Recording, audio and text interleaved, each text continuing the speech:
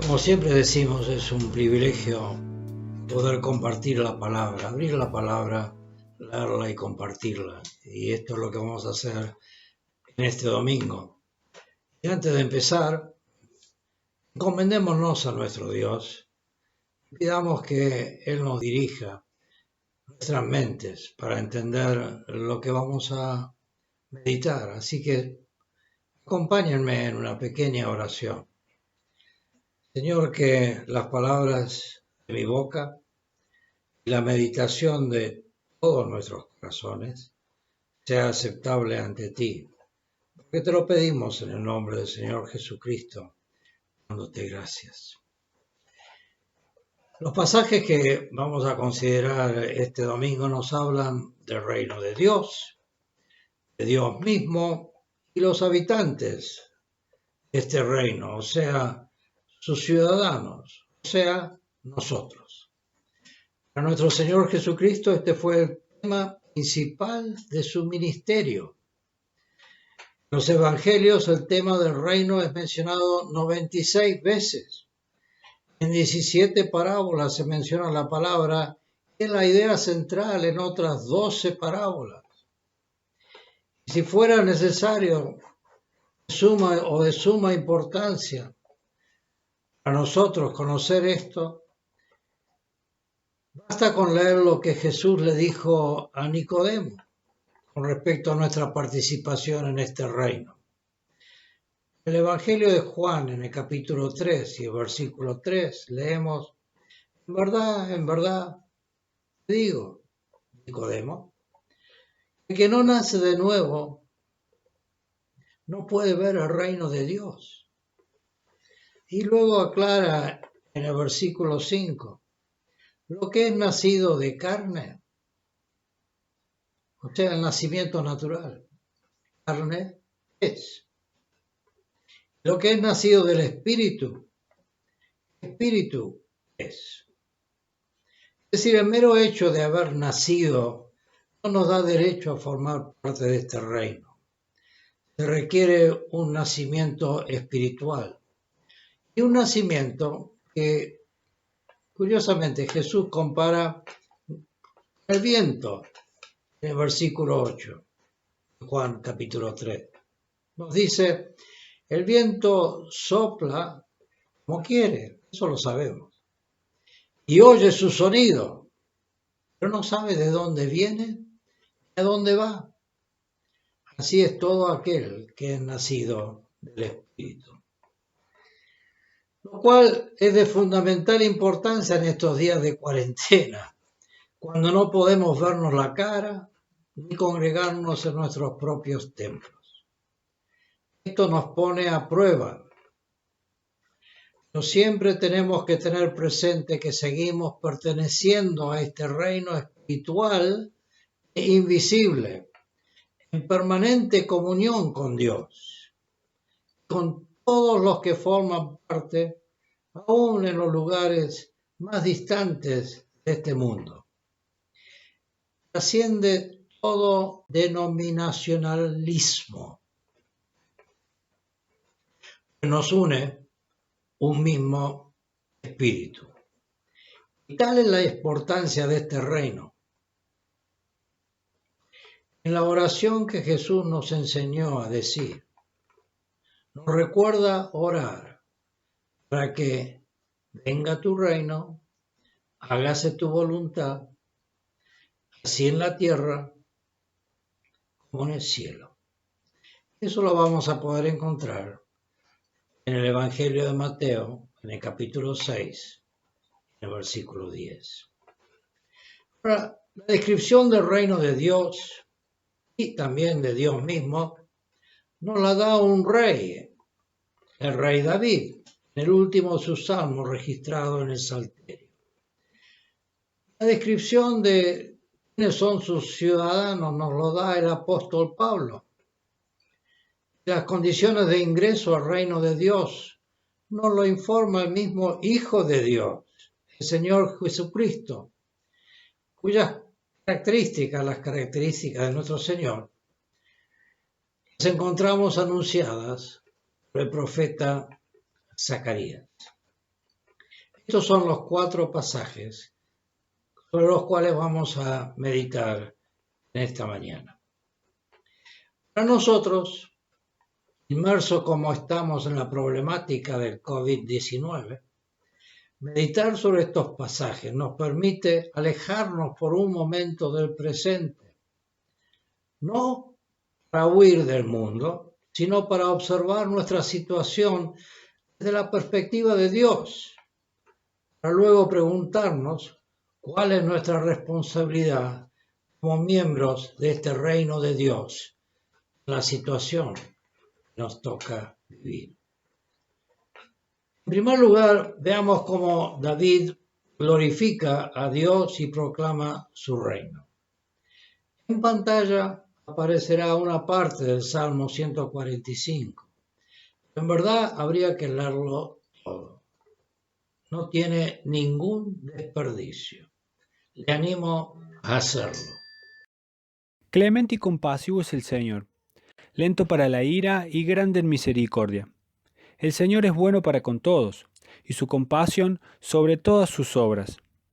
Señor, tus obras todas te darán gracias, y tus santos te bendecirán. La gloria de tu reino dirán y hablarán de tu poder, para dar a conocer a los hijos de los hombres tus hechos poderosos y la gloria de la majestad de tu reino. Tu reino es reino por todos los siglos, y tu dominio permanece por todas las generaciones. El Señor sostiene a todos los que caen, y levanta a todos los oprimidos. A ti miran los ojos de todos, y a su tiempo tú les das su alimento. Lo primero que nos sorprende de este salmo es la actitud del rey David. Tuvo en sus manos el sumo del poder. Y como dice el dicho, el poder corrompe. Sin embargo, reconoció que su poder era temporal. Más aún, el ejercicio de ese poder requería dar cuentas a otro rey, infinitamente más poderoso que él. Por eso comienza este salmo con las palabras del coro que muchas veces cantamos, que simplemente es la repetición de estas palabras del rey David. En el versículo 1 de ese salmo 145 nos dice: te exaltaré, mi Dios, oh rey, bendeciré tu nombre eternamente y para siempre. Estas palabras son mucho más que el ejercicio ritual de nuestros gobernantes, cuando al menos algunos de ellos ponen su mano sobre una Biblia y hacen un juramento de forma. Si supieran que Dios realmente le demandará por sus actos posteriores, quizás no pronunciarían aquel juramento. El problema es uno de conocimiento. David no era ignorante acerca de Dios. Su conocimiento se remonta a la historia de Israel. En el versículo 8 cita palabra por palabra lo que Dios mismo le había proclamado a Moisés en el monte Sinaí al darle la base constitutiva del pueblo de Israel, es decir, los 10 mandamientos, la ley moral, el cual nos hemos olvidado. Dijo Dios en Éxodo capítulo 34 y versículo 6, lo leo: el Señor Dios compasivo y clemente, lento para la ira y abundante en misericordia y verdad, que guarda misericordia a millares, el que perdona la iniquidad, la transgresión y el pecado, y que no tendrá por inocente al culpable, el que castiga la iniquidad de los padres sobre los hijos y sobre los hijos de los hijos hasta la tercera y cuarta generación. El rey David no se dirige a un Dios desconocido. Había experimentado la bondad de Dios y sabía del amor de Dios para con su pueblo y de su inmensa paciencia para con sus propios pecados. A pesar de todo lo malo que hizo David, de tomar parte para sí una mujer ajena y hacer matar a su marido. David supo del castigo de Dios y de su perdón. Quizás lo que más debemos entender los que vivimos en este mundo permisivo es que Dios es amor absoluto, pero también es justicia absoluta. Nos gusta hacer referencia al amor de Dios, raramente hablamos de su justicia. Pero esa justicia es implacable, pues siendo una justicia perfecta, no puede permitir ni la contemplación del pecado. Un pasaje que desarrolla este tema lo más claramente posible está en el Pentateuco, en Deuteronomio capítulo 28. Léanlo en su tiempo. Por eso David sabía que merecía la muerte, pero también sabía que podía acercarse nuevamente a Dios por medio del arrepentimiento sincero, y en aquellos tiempos por medio del sacrificio de un animal. Solo la muerte podría cubrir sus pecados. Este era el Dios a quien respondía con sus actos. Ojalá hoy todos los que se llaman cristianos se dieran cuenta de estas dos facetas, del amor y de la justicia del Dios que decimos que adoramos. Pero el rey David también habló del reino de Dios. Para él, y debería ser para nosotros también, este reino era real e infinitamente más grande e importante que el suyo. Incluye toda la creación, porque Él es el creador no solo de este mundo, sino de todo el universo. En el versículo 9 dice, Dios tiene compasión sobre todas sus obras, es decir, las cuida y protege. Entre estas obras estamos nosotros también. Y de esto muchas veces nos olvidamos. Estas obras, en el versículo 10, le darán gracia, le darán gracias, le bendecirán. Pero también, en el versículo 11, dirán otros la gloria de tu reino.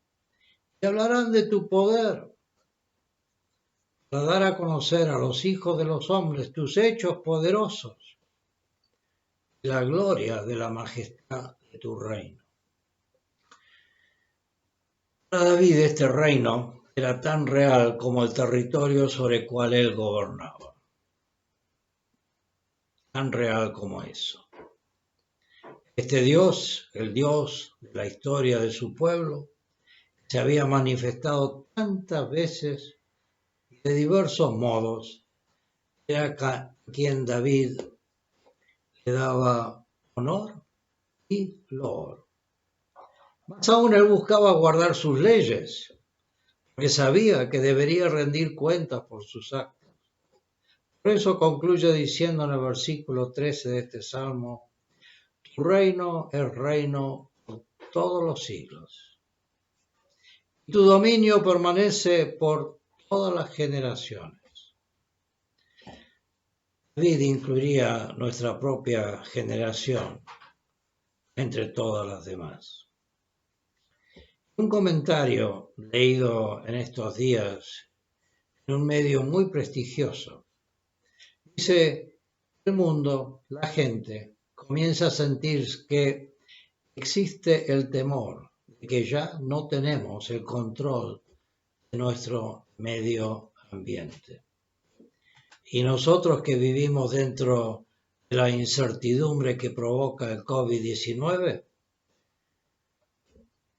debemos estar muy seguros de que vivimos dentro de su reino.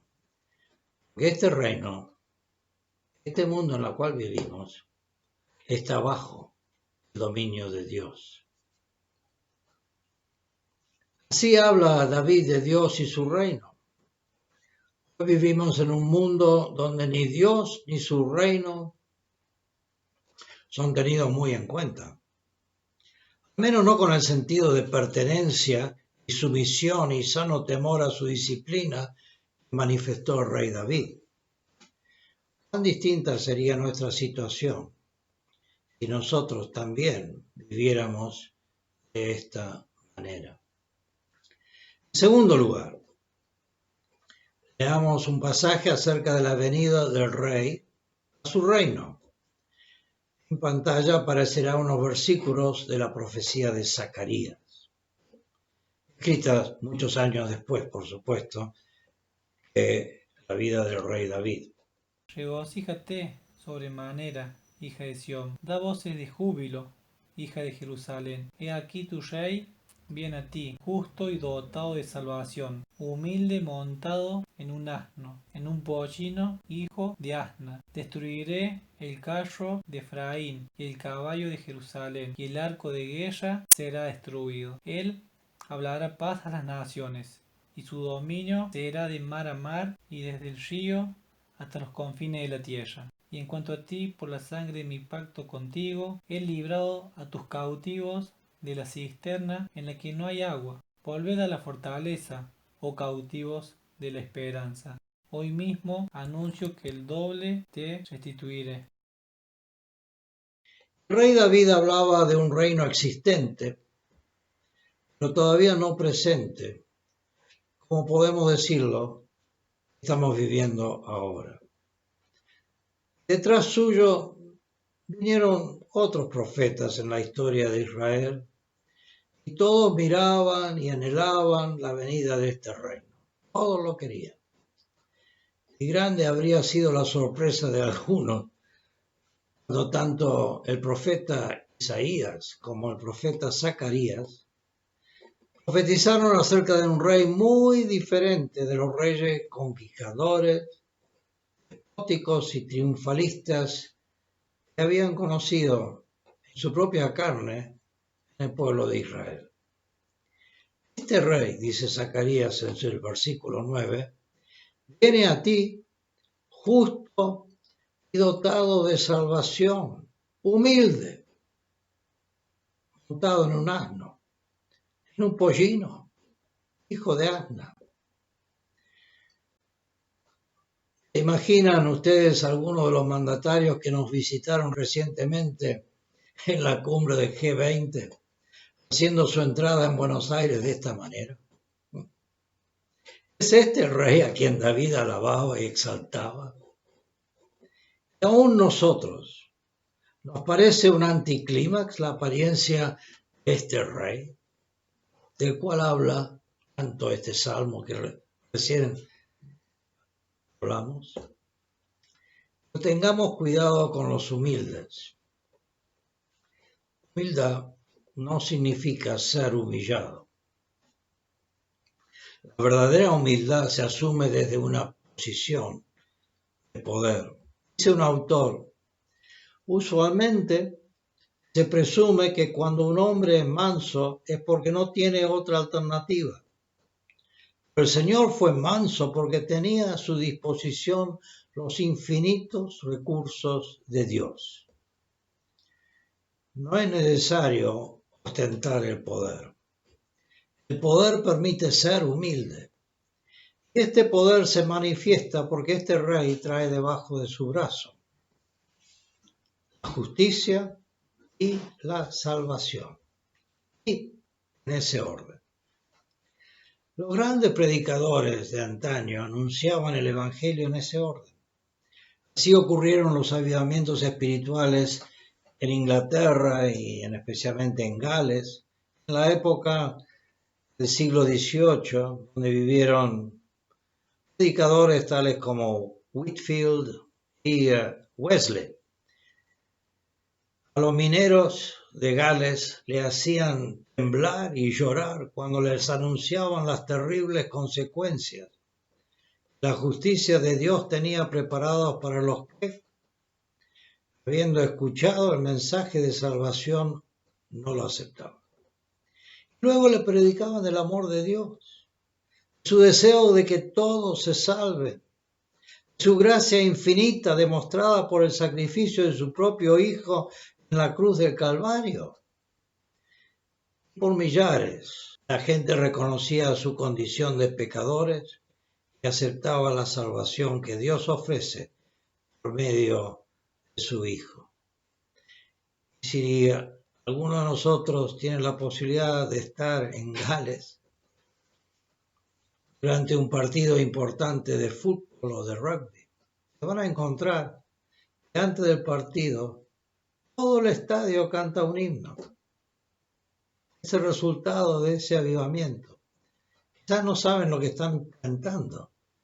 Es un himno de gloria y alabanza a Dios.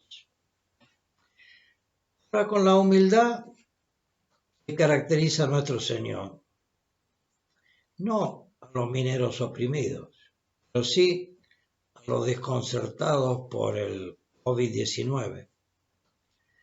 La Iglesia debe proclamar la justicia de Dios que recaerá en los que desprecian su mensaje de amor y reafirmar a su vez la misericordia y el amor de Dios para toda la humanidad. Así es el reino de Dios.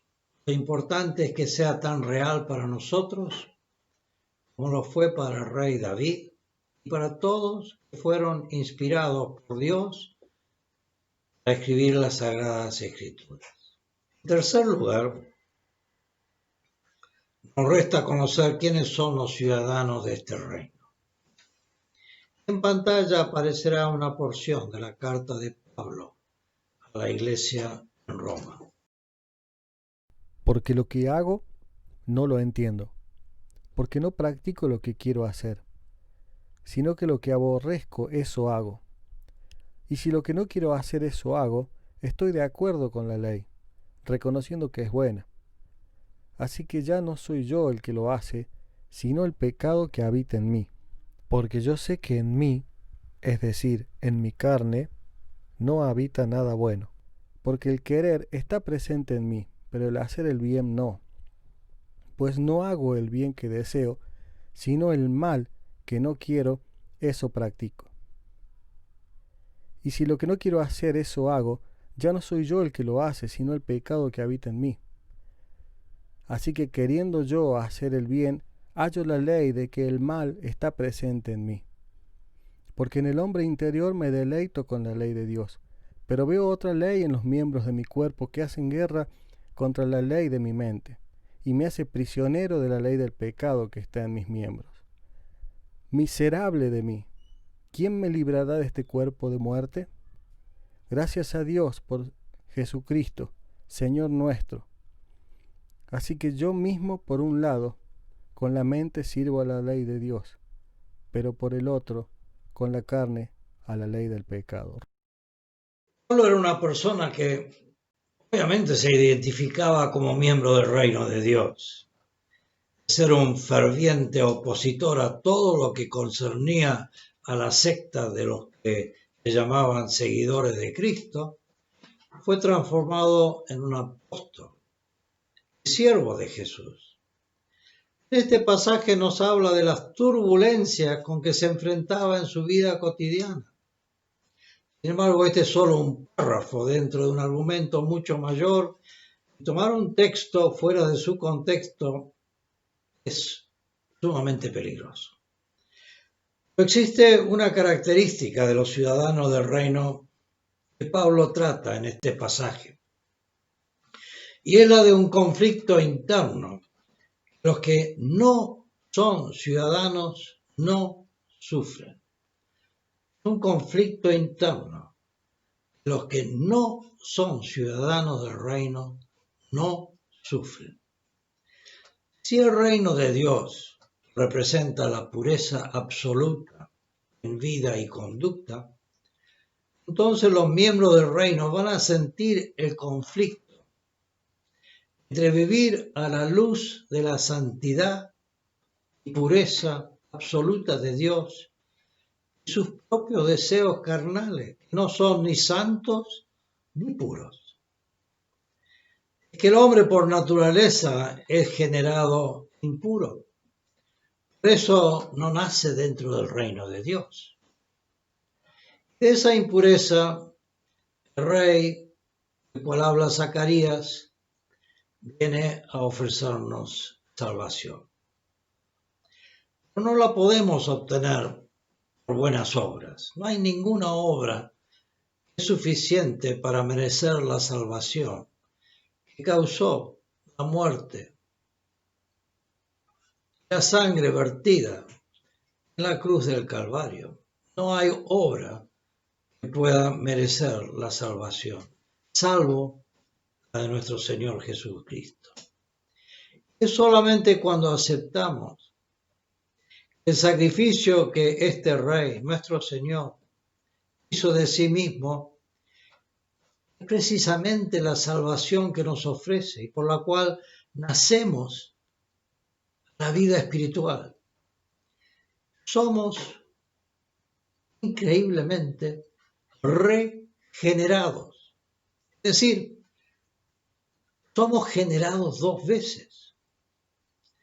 Y habiendo sido regenerados por Dios, también somos hechos justos, justificados.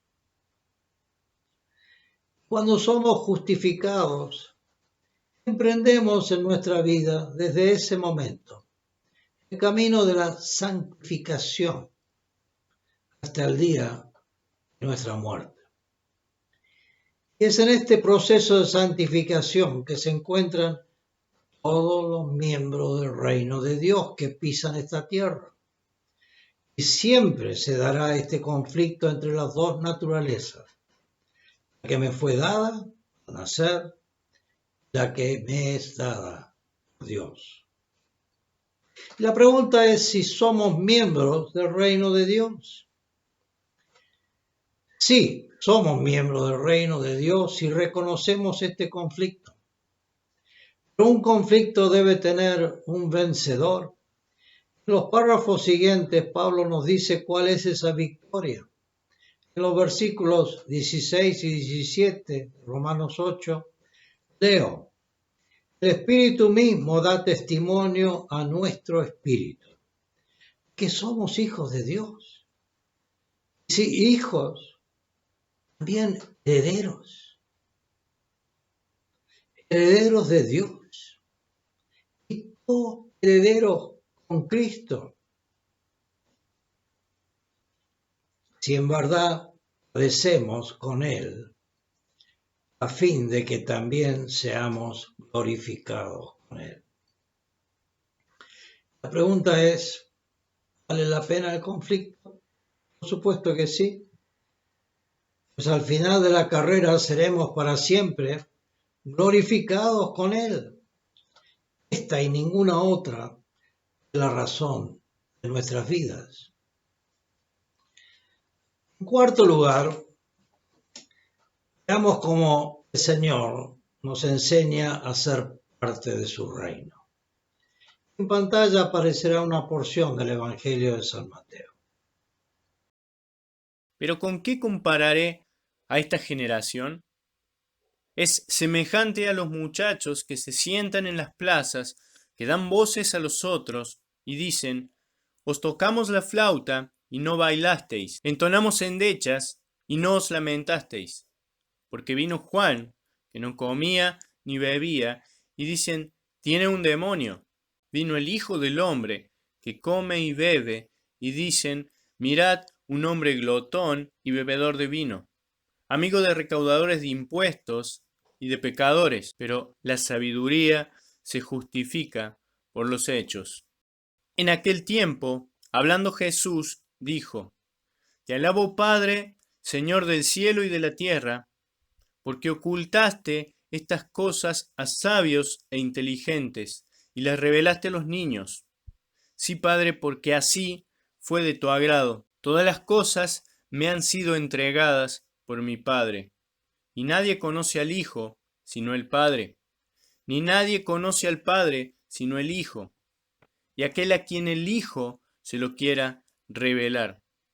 Venid a mí todos los que estéis cansados y cargados, y yo os haré descansar. Tomad mi yugo sobre vosotros y aprended de mí, que soy manso y humilde de corazón, y hallaréis descanso para vuestras almas, porque mi yugo es fácil y mi carga ligera. Por supuesto, aquellos que no son parte del reino de Dios tienen sus propios conflictos, por supuesto. Este conflicto de ¿por qué estoy acá? ¿De dónde vengo? ¿Y a dónde voy? Es decir, el conflicto del significado de la vida. Lo terrible es pensar que solo soy un componente físico, químico, destinado a desaparecer. Algunos esto ni piensan y viven su vida como dice el profeta Isaías en su profecía en el capítulo 22 y versículo 13. Comamos y bebamos, mañana moriremos.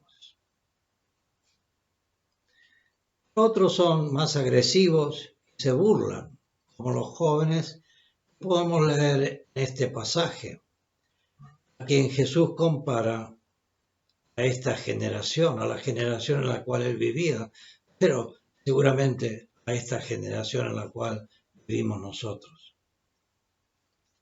Pero otros piensan y se preocupan. Para ellos van estas palabras de nuestro Señor.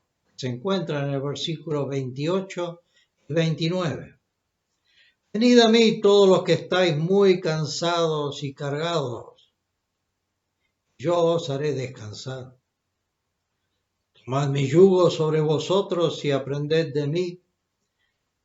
Soy manso, humilde de corazón, y hallaréis descanso para vuestras almas.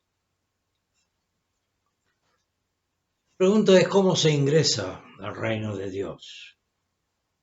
Pues pidiendo, buscando, llamando, como nos dice el mismo Jesús en el Evangelio de Mateo, versículos 7 y 8.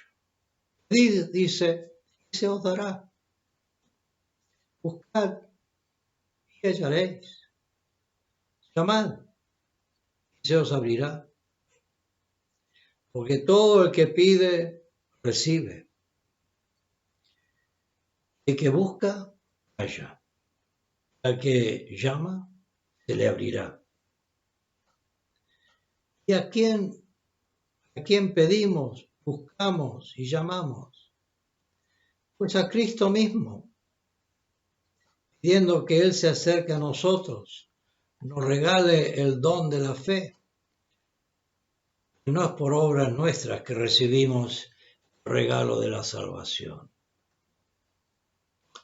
Así dice Jesús en el versículo 27. Todas las cosas me han sido entregadas por mi Padre. Nadie conoce al Hijo sino al Padre. Nadie conoce al Padre sino el Hijo. Subrayado. De aquel a quien el Hijo se los quiera revelar. Entonces seremos ciudadanos del reino de Dios. ¿Dónde busco? La palabra de Dios. Es en la palabra de Dios Él se revela a nosotros. Si queremos buscar, pedir y hallar, abramos esa palabra, porque ahí vamos a encontrar todo lo necesario para entrar en el reino de Dios.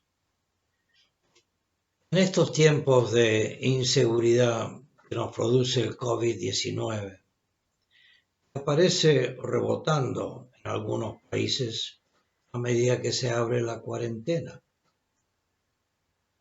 Así me dicen que está sucediendo en Israel, en Corea del Sur.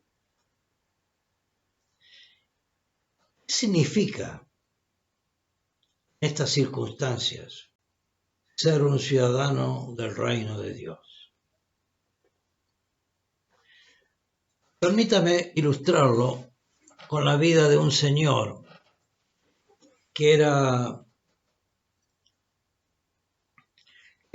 residente en Estados Unidos, que formaba parte de este reino. Era un hombre creyente. Estaba convencido de que él era un hijo de Dios. El Señor los había tocado. Este hombre se llamaba Horatio Spafford. Lo pueden encontrar en la web. Residió en Chicago a fines del siglo XIX. Un abogado, un hombre de buen pasar, un hombre que también se dedicaba a los negocios inmobiliarios. Una persona en síntesis de buena fortuna. En 1871 ocurrió su primera desgracia porque falleció su único hijo varón. En poco tiempo, debido al quiebre de un banco, dio la mayor parte de su fortuna. Era bastante usual que se quiebren los bancos en esos días. Y lo que quedaba, estando en el negocio inmobiliario, lo perdió en lo que fue el gran incendio de Chicago. Uno piensa qué es lo que habrá pensado este hombre con tantas desgracias que se le sumaban uno tras de otro.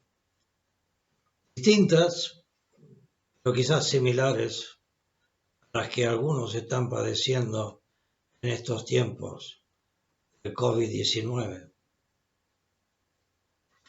2 años después, en 1873, decidió hacer un viaje a Inglaterra.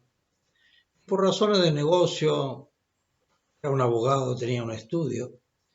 Embarcó a su esposa y 4 hijos. Y desde el muelle los vio salir en un barco de pasajeros transatlántico cruzando el océano. Con la desgracia que este barco fue chocado por otro barco y se hundió en un poco más de 10 minutos. Sus 4 hijas que iban con su mamá perecieron. Y su mamá la rescataron del agua. Y al llegar a tierra firme le envió una nota a su esposo. Todo se ha perdido. La pregunta realmente es: ¿qué harías vos? ¿O qué haría yo?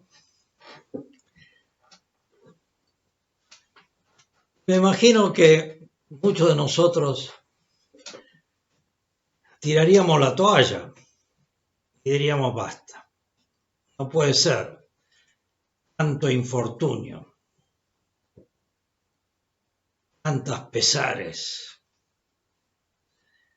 Quizás habrá decidido no pelear la cosa, quizás simplemente tratar de hacer lo mejor posible con su vida, quizás mantenerse amargado, triste y especialmente frustrado, muy posiblemente y seguramente muy, pero muy enojado con Dios, enojado con el mundo, enojado con sí mismo. No sabía qué es lo que podría haberle pasado.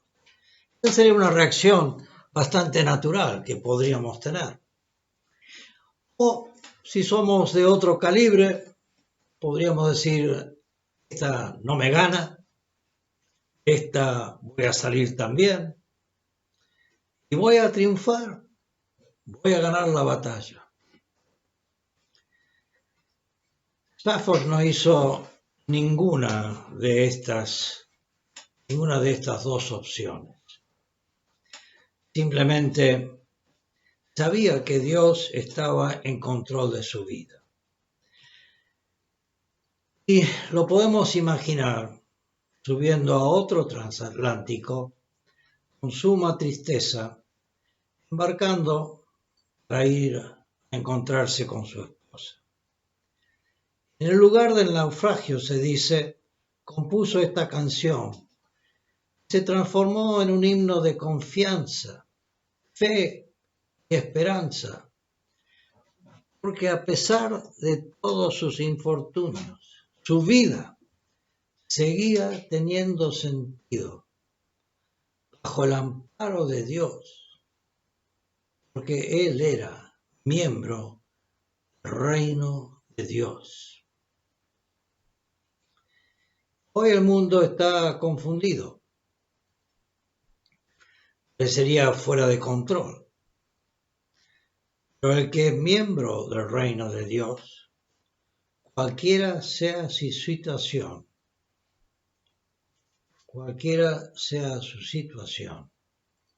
está bien, tiene paz, gloria a Dios. Se dice de que cuando el barco en que viajaba, y seguramente esto no lo escribió en ese momento, sino habrá estado pensando, y quizás lo escribió, pero las ideas que puso en este himno tienen que haber estado circulando en su mente desde el mismo momento en que escuchó la muerte de sus 4 hijas y aún antes quizás. Porque el himno dice así. Cuando llegó al lugar del naufragio, le pidió al capitán del barco que le indique cuándo llegaba. Él le dijo, seguramente está acá. Entonces, no sé si compuso este himno, o le puso la letra, pero esto es el himno que refleja la vida de un hombre partícipe del reino de Dios. Dice así, de paz inundada mi senda esté, o cúbrala un mar de aflicción, la muerte de sus hijas. Cualquiera que sea mi suerte, diré, estoy bien, tengo paz, gloria a Dios. Hay un estribillo que dice, estoy bien, gloria a Dios, tengo paz en mi ser, gloria a Dios. La segunda estrofa dice lo siguiente, ya venga la prueba. La verdad, en todas nuestras vidas hemos tenido pruebas y Stafford tuvo enormes pruebas. Ya venga la prueba, me tiente Satán. Yo podría estar muy enojado por la suerte que me tocó. No amengúa mi fe ni mi amor. Dice por qué. Pues Cristo comprende mis luchas. Conocía la vida de nuestro Señor y lo que Él había hecho. Pues Cristo comprende mis luchas, mi afán, que soy, y su sangre vertida en la cruz del Calvario. Y su sangre obrará en mi favor.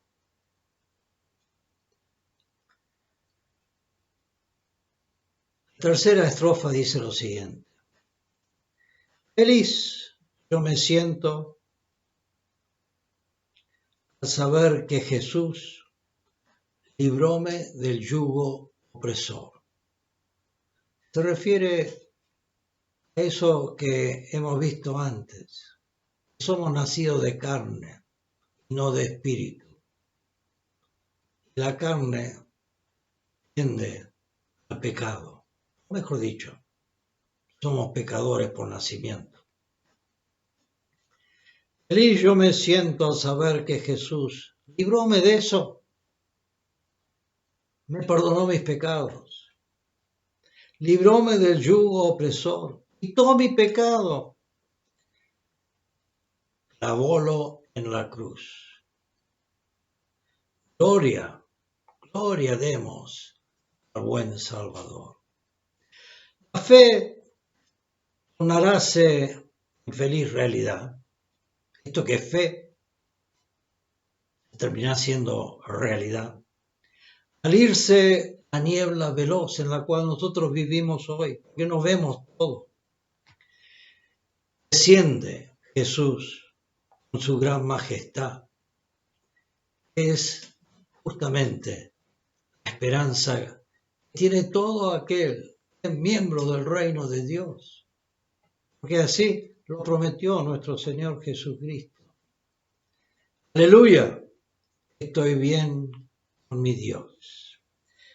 Pablo lo expresó así en la carta que le escribió a su hijo adoptivo, que era Timoteo. Lo leo. La primera carta a Timoteo, capítulo 1, versículo 12, dice: por lo cual también sufro estas cosas, pero no me avergüenzo, porque yo sé en quién he creído. Y estoy convencido de que es poderoso para guardar mi depósito hasta aquel día. Quiera Dios que todos los que escuchamos este mensaje podamos gozar del privilegio de llamarnos hijos de Dios, ciudadanos de su reino. Y si tienen alguna posibilidad de hacerlo, escuchen este himno, cántenlo de forma de oración. Es una manera de buscar, hallar a Dios. El Señor bendiga la predicación de este mensaje